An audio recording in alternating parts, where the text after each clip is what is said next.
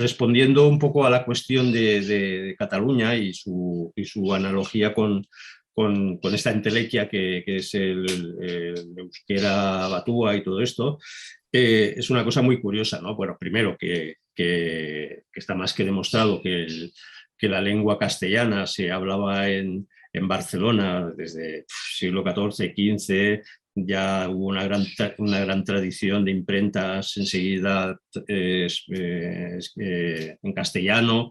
Bueno, todo esto es más que evidente, todo el mito de que en Cataluña se iba perdiendo el catalán por invasión de Castilla, ¿no?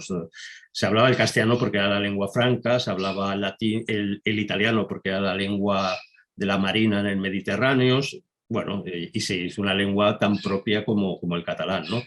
Pero es curioso, solo una aportación de 2 minutos, como ahora en uno de los digitales más radicales que hay aquí en Cataluña, separatista, que es VilaWeb, el redactor de estilo ha escrito un libro que se queja de que se está perdiendo, aunque se hable catalán, pero que se está perdiendo el catalán originario o el catalán tradicional, que se empieza a perder a partir de Pompeu Fabra, que también se artificia un idioma.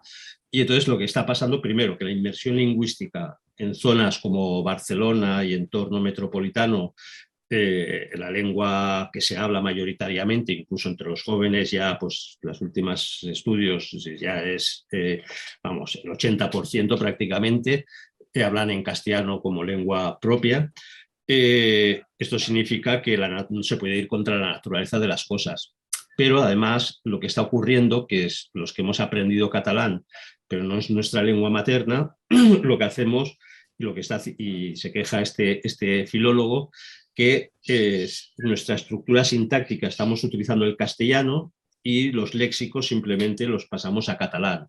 O sea que ni siquiera estamos hablando un castellano con léxico catalán, no estamos hablando catalán, porque la estructura sintáctica del catalán es muy diferente.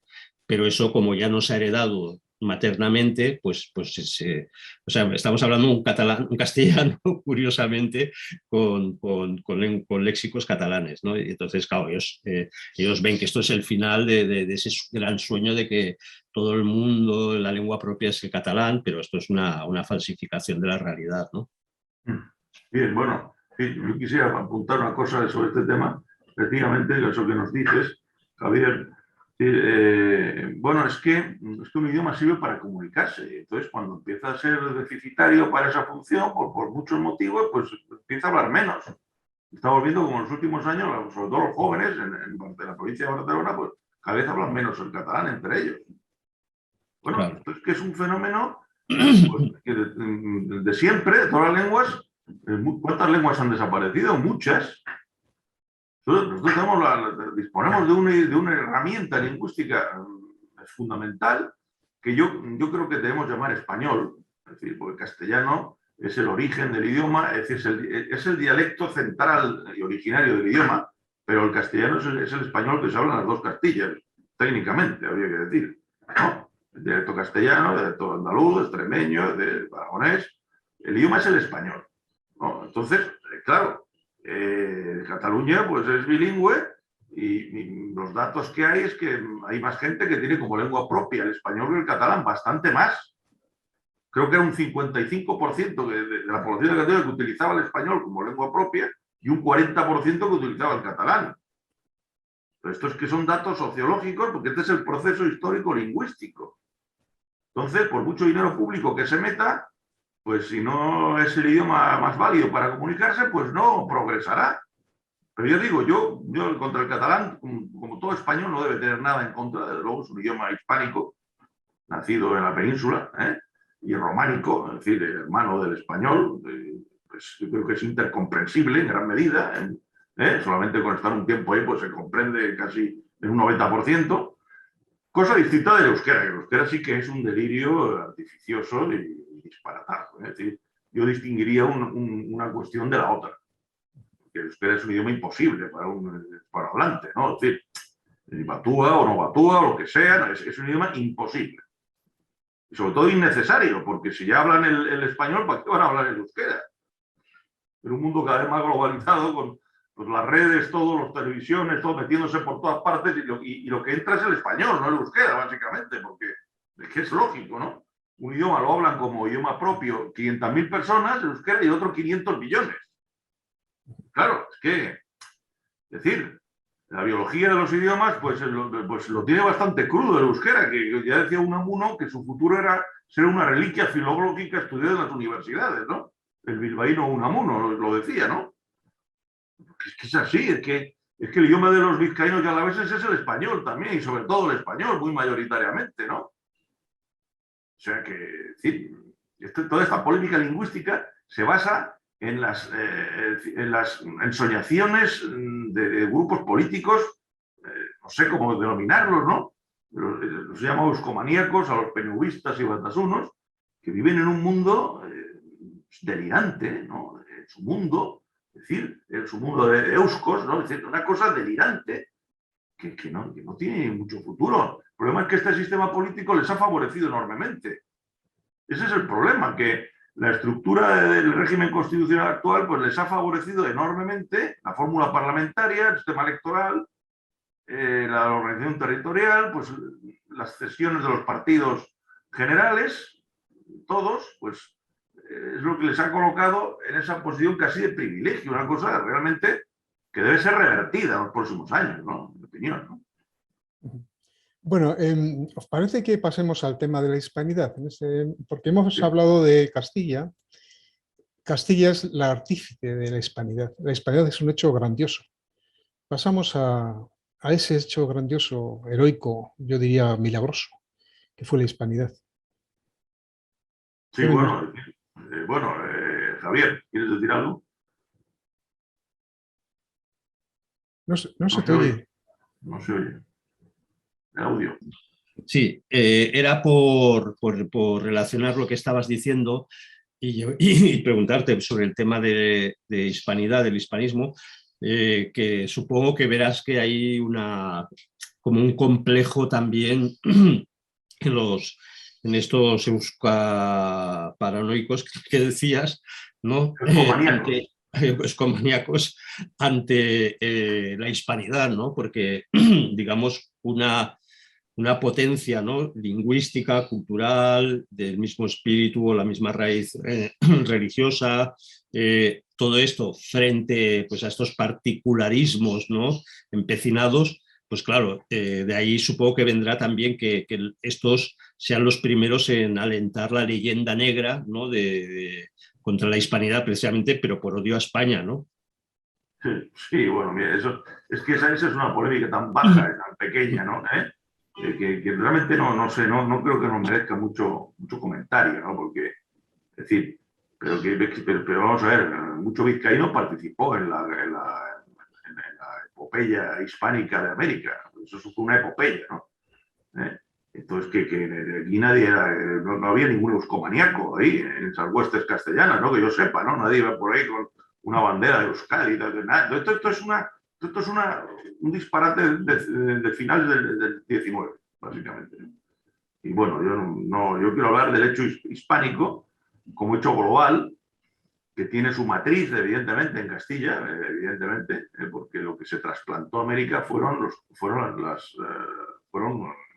digamos que, aventureros, fundadores y colonos castellanos, en su inmensa mayoría. Lo que era el reino de Castilla, que iba desde el Cantábrico hasta el estrecho de Gibraltar, que era el 80% de la población española, vamos, ¿no? Que es lo que se trasplanta, no se trasplanta solo la población, el idioma, la sociabilidad, las instituciones, se trasplanta todo. O sea, porque España en América lo que hace es generar una nueva civilización, una civilización hispanoamericana. Este es el dato que en mi próximo libro que acabo de terminar, que se llama Comunidad Iberoamericana, origen y destino de una comunidad de naciones, ¿no? Es decir, es lo que yo destaco sobre todo, ¿no? Su primer capítulo, Etnogénesis y civilización hispanoamericana, intento destacar lo que pasó allí, sobre todo en el siglo XVI, donde se fundaron cientos de ciudades, hasta 300. Esto es un fenómeno que solo tiene parangón en la expansión romana. No tiene parangón en otro ámbito. Sí, hay cierta, digamos que, similitud en la romanización de Europa y la hispanización de América, ¿no? Hay ciertos elementos comunes, no iguales, ¿no? Porque los romanos era una civilización muy afín, ¿no? Evidentemente, a la que luego va a ser castellana e hispánica, tiene en lo romano uno de sus fundamentos, pero no era cristiano, era mucho más invasivo y autoritario, la romanización que la hispanización, aunque también hubo asimilación y creación de municipios, ¿no? Que eso sí que es muy similar. Por ejemplo, en España, el ámbito celtibérico, genérico, pues quedó asimilado a los romanos, primero porque había afinidades lingüísticas, como lengua indoeuropea no era muy difícil pasar de un idioma a otro, y porque no era una gente muy distinta, ¿sí? Entonces, eso facilitó la romanización y la creación en toda Europa occidental de un espacio nuevo, una civilización, que es luego la que se traslada a América por mano de Castilla. Esto es lo que se traslada a América, ¿no? Es decir, una nación, un grupo etnonacional triunfante que vaya a Castilla, después de haber derrotado, es decir, primero detenido, resistido, luego detenido y luego vencido y expulsado al expansionismo imperial árabe-musulmán, ¿no? Que esto es un éxito histórico absolutamente destacable que debemos remarcar.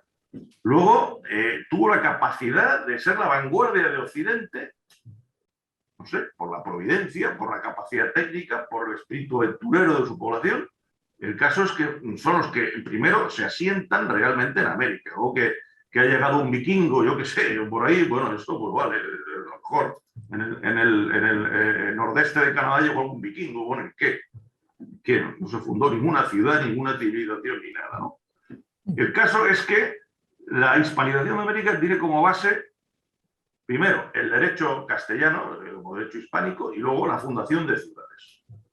Y la autoridad del monarca, que era la cabeza política, evidentemente, la cabeza política de ese reino que se está expandiendo, ¿no? Pero la fundación de ciudades es, en mi opinión, como yo destaco en mi nuevo libro, es el hecho que produce la creación de nuevas sociedades y la hispanización del territorio, definitiva además. ¿No? Definitiva. Salvo el territorio usurpado por Estados Unidos en el norte, el gran norte de Nueva España, República Mexicana. Que eso es un territorio usurpado por Estados Unidos contra el derecho internacional, una agresión pirática, en 1846, de apoderarse de un territorio que estaba poco poblado, pero que el gobierno de Washington había reconocido las fronteras años atrás entre la República Mexicana y la estadounidense. O sea, las violentó porque así le pareció. O sea, una injerencia, una usurpación sin ninguna legitimidad, y por eso es un territorio, esos territorios ahora siguen siendo más hispanoamericanos que angloamericanos. Más ahora con la migración mexicana de las últimas décadas, luego lo que está produciendo es una rehispanización de esos estados entre Texas y California. Porque ese es el único territorio hispanizado que quedó fuera, finalmente quedó fuera de unas repúblicas hispanoamericanas, ¿no? Incluyo Brasil también. Y el indígena, pues el elemento nativo americano, bueno, pues se ha escrito mucho sobre el tema, ¿no? Es decir, hay que decir primero que eran pueblos, etnias que vivían en el Paleolítico o en el Neolítico, las más avanzadas, que conocían una organización agrícola, ¿no? Que no conocían el metal prácticamente, no conocían la rueda, estaban todas, casi todas ellas en guerra permanente, ¿no? Y las organizaciones tribales más neolíticas, más desarrolladas en la agricultura, como la azteca, por ejemplo, era una teocracia, digamos que despótica y esclavista, y basada en los sacrificios humanos, ¿no? Es decir, claro, los españoles cuando llegan allí, claro, es que es otro mundo, es como si el proyecto de América es como si ahora se llegara a Marte. Es decir, el impacto global para la humanidad, ¿no? Es como si ahora se colonizara Marte, ¿no? Entonces, claro, muchos nativoamericanos de lo que es Mesoamérica, pues vieron aquellos barbudos, ¿no? Como una opción para liberarse de la esclavitud. Bueno, es que vamos a ver, es que un régimen, una tiranía como la azteca tiene pocos tiene poco parangón en los últimos 2000 años de historia. Es decir, el grado de brutalidad, ¿no? Digamos, brutalidad antropofágica, ¿no? Y no tiene parangón. Entonces, nadie puede extrañar que muchas de estas naciones indígenas, que así es como las llamaban en las crónicas, se unieran al ejército de Cortés, en el caso mexicano, ¿no? Se unieran y acabaran con la tiranía azteca, sobre todo por el pequeño ejército de Cortés, que el que toma Tenochtitlán no llegaba a 1000 hombres, 900, 800, hay distintos datos, según historiadores y cronistas, pero que había miles de tlaxcaltecas, es decir, totonacos, texcocanos, otomíes, etcétera, naciones indígenas que odiaban a muerte a la tiranía azteca que llevaba décadas masacrándolos. O sea, sacrificando a su gente, que se les arrancaba el corazón y luego se los comían, el resto del cuerpo lo tiraban para abajo y se lo troceaban y se lo comían. Claro, cuando se toma Tenochtitlán, la matanza que se produce la ejercen sobre todo tlaxcaltecas y otras de estas naciones que se vengaron de décadas de terror, ¿no? Que son los que provocaron una matanza ahí. Los españoles no tienen ningún interés en matar a nadie. Una vez tomada la ciudad, conseguida la toma de la ciudad, no tienen ningún interés en matar a nadie, a ningún nativo azteca. Por cierto, estoy participando en unas jornadas sobre 500 años de la nación mexicana de la Universidad de San Luis Potosí, donde voy a presentar una ponencia el día 10, y precisamente vamos a destacar ahí todo esto claramente, ¿no? Es decir, un ambiente muy propicio, porque hay que decir que mucha gente en México y otras naciones hispanoamericanas que son perfectamente conscientes de lo que son. Es decir, México es una república hispanoamericana. No es un estado neoazteca. O sea, lo azteca prácticamente es inexistente en México. Pero sí, hay un 1% de la población que habla náhuatl como lengua materna. Esos serían los aztecas actuales. 1% de la población mexicana. Frente a un 90 y tantos por ciento hispanoamericanos. Porque esto es lo que hay que definir. Hay una etnicidad propiamente en el nuevo mundo americana, una etnicidad hispanoamericana que es la inmensamente mayoritaria en todos estos países, de índole criollo mestiza. Esta es la inmensamente mayoritaria. Yo que he viajado mucho en muchos de estos países, ¿no? De hecho he creado una cátedra iberoamericana en Santa Cruz de la Sierra, en Bolivia. Realmente, es decir, hay mucha gente allí que sabe muy bien lo que son y que critican derivas indigenistas o marxistas o ideologizadas en contra de la realidad, que saben que lo que hace esa gente es tirar piedras contra su propio tejado. Por ejemplo, el día 13 de agosto, la alcaldesa de México, una mujer apellidada Sheinbaum, de origen israelí, pues decretó que era el día de la resistencia indígena. O sea, la mayor parte de los indígenas que acabaron con esa tiranía azteca, ¿no? O sea, la resistencia contra los aztecas. Habría que haber dicho, ¿no? La resistencia indígena contra los aztecas. Eso es lo que le faltó decir, ¿no? Con los aliados españoles. Son los que acabaron, crearon un nuevo orden civilizatorio, hispánico, cristiano, católico, basado en ciudades, con cabildos, autonomía en su funcionamiento, con pues, una nueva sociedad, unas sociedades hispanoamericanas integradas en Occidente. Que eso es lo que es México, por ejemplo, es una república hispanoamericana, por tanto es parte de la cultura occidental. Y lo que queda de naciones indígenas, el 12-15% que podemos definir como nativo americano de la población mexicana, su porvenir es el del mestizaje, no es que no hay otro. Así como decía un catedrático de esta Universidad de San Luis Potosí, que así lo definía muy bien, que el único horizonte para la población nativoamericana que queda es integrarse en la sociedad republicana hispánica mexicana.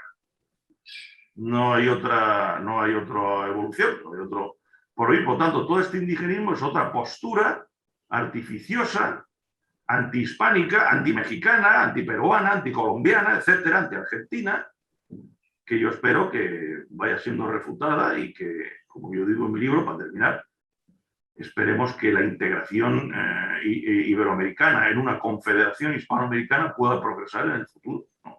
Es decir, si las élites políticas e intelectuales de estos países son capaces de hacerlo.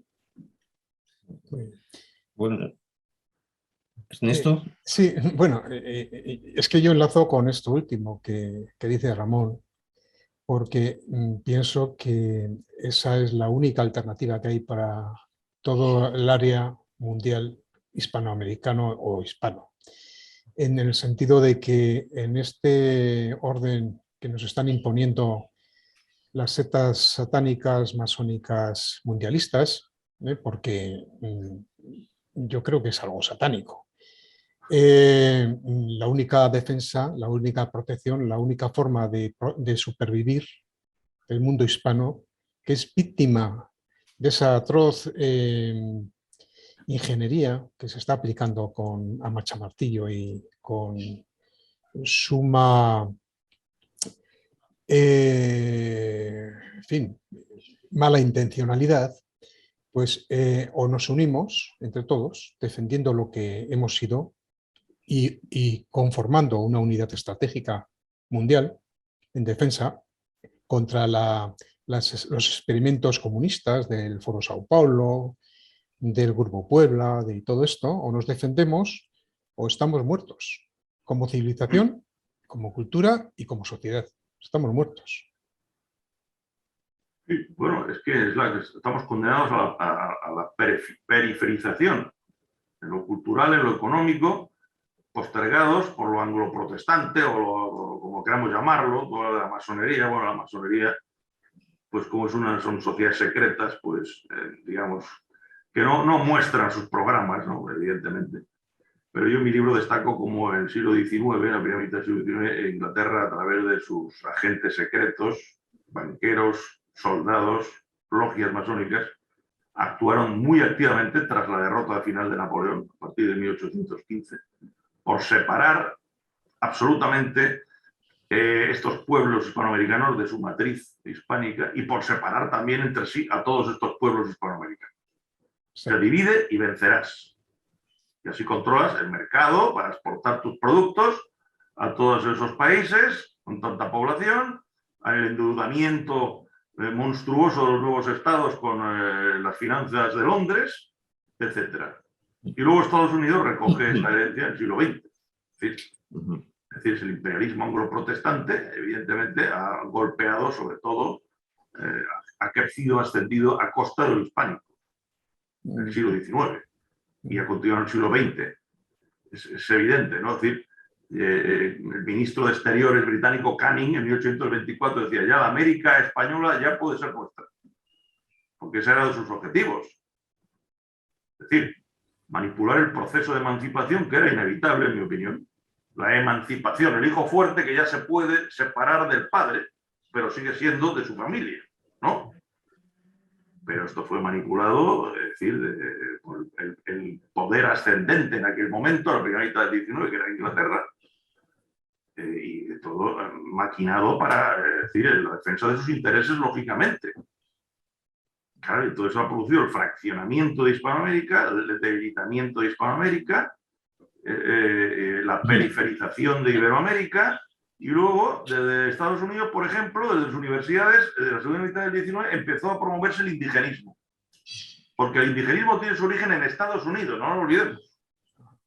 En las universidades estadounidenses, determinados autores, investigadores, seguro que vinculados a todas estas logias, etcétera, que, como dice Vasconcelos, muy bien, este gran mexicano, que se conspiraba para dividir a los mexicanos, separarlos, fraccionarlos, enfrentar a criollos, mestizos, indígenas, con toda esta historia totalmente superada ya a mediados del 19, allí en México no tenía ningún sentido todo esto, el proceso de mestizaje, integración, asimilación de la población nativoamericana que quedaba seguía avanzando, imparable, y sigue avanzando, pero claro, es decir, es que no podemos comprender esto sin estos elementos geopolíticos y cómo Estados Unidos es un poder ascendente a costa de México inicialmente, a costa de Texas, de California, de toda la riqueza del suroeste de Estados Unidos, que es el norte, el gran norte mexicano.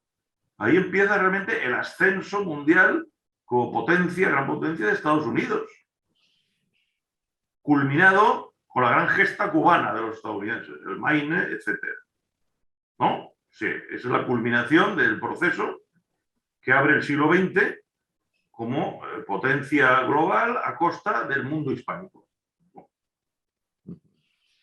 Porque además allí está la verdadera resistencia indígena, fue la de los indígenas que estaban a favor de la monarquía contra estos criollos relacionados con la masonería, que además fueron incapaces de mantener los virreinatos, ¿no? Porque durante 200 años los virreinatos, que eran estructuras que dependían de la corona española, pero con su autonomía, con su... Yo no, bueno, tú sabrás más, pero que no hubo conflictos entre virreinatos, y en cambio llega la emancipación forzada y violentada por la masonería, los ingleses, como todo el dinero y todos los soldados que aportan, y ahí cada general monta su país, ¿no? Esa especie de fragmentación brutal que incluso les quita la fuerza estratégica que podían haber tenido, ¿no? Como emancipadores. Sí, estoy de acuerdo. Vamos. Bueno, hay que matizaría, vamos a ver, aquello fue una guerra civil entre españoles. Exacto, Españoles americanos, españoles europeos, que nos había de los dos en los dos bandos. Tanto los criollos, bueno, el criollo es lo hispánico adaptado a América, básicamente. Eso es lo criollo, lo cual, como se dice en México, la invasión, la conquista la hicieron los indígenas y la independencia los españoles, efectivamente. Entonces, lo que pasa es que, evidentemente, había núcleos criollos, sobre todo en Caracas y en Buenos Aires, que es donde puertos exportadores, donde había mucha presencia británica, donde se fueron haciendo acólitos para las logias y demás. Pero bueno, todas las repúblicas que son repúblicas hispanoamericanas, es decir, repúblicas criollas, no indígenas. El indígena en la guerra de emancipación pues, fue un elemento utilizado por los dos bandos, ¿no? Es decir, como decía un insigne boliviano, es que el de Santa Cruz decía que bueno, es que el indígena no concebía la libertad republicana, efectivamente. Es decir, vivía en un espacio mental donde no tenía ni cabida toda esa creación de nuevos estados, que es obra de españoles americanos. Todos los estados. Lo que pasa es que, claro, Bolívar se dio cuenta de que había sido finalmente una marioneta de los intereses británicos. Una derrota final, como le boicotean la conferencia de Panamá, ¿no? De la Asamblea para crear una confederación hispanoamericana, porque él y la mayoría de los criollos defendían que los antiguos virreinatos y que capitanías generales deberían convertirse en estados y no fraccionarlos más, ¿no? Al final hubo más fraccionamiento, la Federación Centroamericana saltó por los aires, ¿no? Es decir, Nueva Granada, Colombia también se sesionó, Quito, y luego los estadounidenses separaron Panamá en otra injerencia brutal en 1903, ¿no? El Río de la Plata, pues, es decir, Paraguay se separó y luego Uruguay creó un estadito por imposición de Londres para que el gobierno de Buenos Aires no controlara el Río de la Plata, ¿no? Es decir, hubo varios fraccionamientos, hubo incapacidad de confederarse, que hubiera sido la gran obra de los criollos, ¿no? No hubo esa capacidad, es decir, se impuso el criterio anglomasónico, si lo queremos llamar así, ¿no? Que luego es lo que hereda Estados Unidos, que es la gran potencia en este sentido, que emerge con esa identidad, ¿no? Y ahí en eso estamos. Lo que pasa es que fue tal el grado civilizatorio hispanoamericano que sigue existiendo esa identidad, ¿no? Y muy sólida. Es que el problema es la incapacidad de integración, de crear algo más que el Estado-Nación, una integración de Estados-naciones, ¿no? Porque al fin y al cabo todas estas repúblicas son las patrias de la hispanidad, ¿no? Algunas sobran, en mi opinión, por ejemplo. Centroamérica debería ser una sola república federal. O sea, Uruguay debería ser parte, como lo es, parte constitutiva de Argentina, como decía Artigas, ¿no? Que el federalista Artigas estaría horrorizado si viera ahora Uruguay una república separada de Argentina. Luego le consideran ahora lo consideran el padre de la patria uruguaya, ¿no? Es decir, cosas que realmente rechinan, ¿no? Es decir, y considerando a Brasil como parte de la hispanidad americana, desde luego. Brasil, que sobre todo desde la integración de Portugal a la corona española es cuando empieza a progresar Brasil como colonia, se estructura como virreinato, como el resto de los otros virreinatos americanos, se produce la colonización del interior, del Mato Grosso, de la Amazonía. O sea, Brasil no se concibe tampoco fuera de este ámbito. Es decir, aparte que el español y el portugués son dos lenguas intercomprensibles. sobre todo el portugués que hablan los brasileños, yo he vivido ahí un tiempo, es un idioma intercomprensible con el español y los brasileños prácticamente no consideran al español como un idioma extranjero, sino como un idioma también que conocen los brasileños, ¿no? Entonces es una comunidad enorme, es decir, que tendría grandes posibilidades en un mundo globalizado de integrarse en una especie de confederación de repúblicas, ¿no? Pues el problema es que hablando de geopolítica, el boicot estadounidense permanente a cualquier integración, falta de voluntad de las élites políticas, etc. sí, sí. Digo que es evidente que haría falta como una fuerza moral y una fuerza de conciencia de destino, ¿no? Para unir otra vez la hispanidad. Yo creo que geopolítica las cosas dan muchas vueltas, pero tú crees, por ejemplo, si entrara en crisis Europa, porque Europa puede entrar en crisis la zona euro tranquilamente en nada, ¿no? Podría ser un principio la Confederación Ibérica que tantas veces había soñado, ¿no? En el siglo XIX, ¿no? Y eso digamos, fuera el ejemplo de confederación luego de la hispanidad como fuerza global, ¿no? ¿Tú cómo lo ves? ¿Confederación Ibérica a qué te refieres? ¿España y Portugal? ¿O qué? Portugal, España y Portugal, primero, Bueno, como primer paso. es decir, la República Hispánica, como concepto genérico, ¿no? Como Estado hispánico, bueno, es que incluye a Portugal. Portugal realmente, se habla de Portugal, pero Portugal es una secesión de dudosa legitimidad de la monarquía castellano-leonesa en el siglo XII, sencillamente, ¿no? Era parte de la monarquía castellano-leonesa en la época de Alfonso VII, que se autoproclama emperador. Entonces un emperador puede tener reyes bajo su autoridad. Entonces el conde portugalense se proclama rey, ¿no? Alfonso Enrique. Y luego lo que pasa es que acaba Alfonso VII, pero él sigue siendo rey, ¿no? Entonces, pues ahí se generó Portugal como nacionalidad monárquica, y bueno, pues desde la monarquía castellana se ha intentado varias veces asimilarlo. Primero fue Juan de Trastámara en 1385, que fracasó bueno, la batalla de la Fumarrota, sabemos, ¿no? Estuvo cerca, porque, y luego fue Felipe II que lo consiguió, ¿no? En 1580, ¿no? Es decir, lo que pasa es que luego, es decir, en la segunda mitad, desde mediados del 17, Inglaterra actuó, maniobró para apoyar la secesión portuguesa, y Francia también, pues estaba España en guerra con Francia en aquellos años, ¿no? Y entonces, pues al final consiguieron separarse de la monarquía hispánica, ¿no? Pero bueno, realmente es parte de lo hispánico, lo portugués, es evidente porque está en el mismo proceso histórico. Luego ya, ciertamente, Portugal ha devenido un Estado-nación distinto, ¿no? Bueno, tuvo su colonialismo, tuvo su expansión, parte de Brasil en África, ¿no? Y bueno, pues yo no creo que puedan reunirse en un solo Estado nacional de Portugal y España, pero bueno, es que no es necesario tampoco. Una confederación hispanoamericana incluiría a Portugal, ¿no? Una confederación hispanoamericana también incluiría a Portugal, ¿no? Sí, sí, y por a eso. Euskadi también, ¿eh? A eso que llaman Euskadi, que igual esperemos que en 150 años no exista, ¿no? Porque es un delirio antihistórico basado en una irrealidad y una manipulación gigantesca. Terrible. Aquellos derechos fundamentales y lingüísticos de miles de compatriotas en Vizcaya, Álava, sobre todo. Es que es muy grave la cosa. Si se enfoca desde la perspectiva, es muy grave la cosa. Muy grave, Ernesto, lo conoces muy bien, Ernesto. Sí, todo el tema educativo y tal, lo conoces muy bien, ya desde cuando yo te conocí, precisamente hace un par de décadas por lo menos, con estos temas, ¿no? Hablando de... Sí. Y realmente, pues, el proceso ha seguido. Pero hay que fijarse que son incapaces de extender realmente la realidad social del euskera, porque es que es imposible. Por mucho dinero público que metan, por mucha amenaza que metan, por mucha manipulación mediática que metan, no, la cosa no funciona. No funciona y no puede funcionar. Por eso Álava, tenemos pensado hacer un acto en Álava, no podemos decir, Ernesto. Sí, a ver si es posible. Los alaveses deben despertar, deben despertar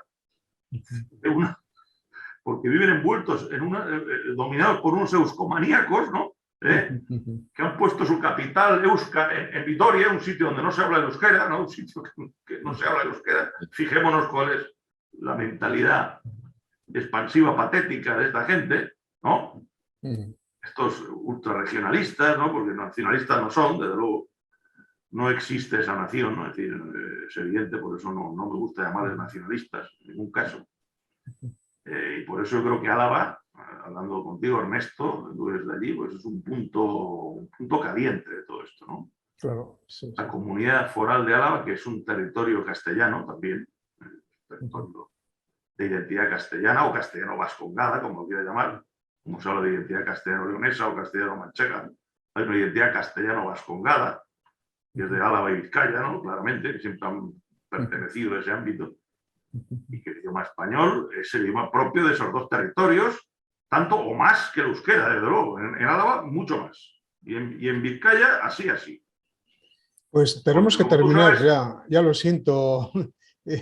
Esto me da mucha pena tener que terminar el programa, porque la verdad es que son verdades de perogrullo y muy gordas.